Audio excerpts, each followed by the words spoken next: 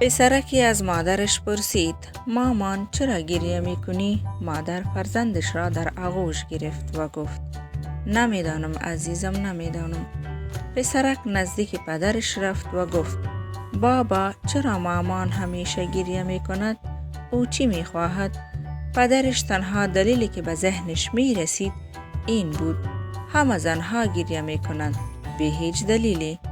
پسرک متعجب شد، ولی هنوز از این که زنها خیلی راحت به گریه میافتند متعجب بود. یک بار در خواب دید که داره با خدا صحبت میکنه.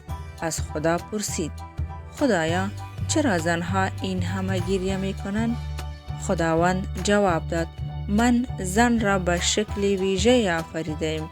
به شانه های او قدرت دادم تا بتوانند سنگینی زمین را تحمل کند.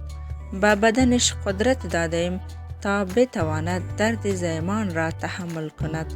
به دستانش قدرت دادم که حتی اگر تمام کسانش دست از کار بکشند او به کار ادامه دهد. به او احساس دادم تا با تمام وجود به فرزندانش بورزد، حتی اگر او را 1000 بار اذیت کنند. به او قلب دادم تا همسرش را دوست بدارد، از خطاهای او بگذرد و همواره در کنار او باشد. و به او اشک دادم تا هر هنگام که خواست فرو بریزد. این اشک را منحصراً برای او خلق کردیم تا هرگاه نیاز داشت بتواند از آن استفاده کند.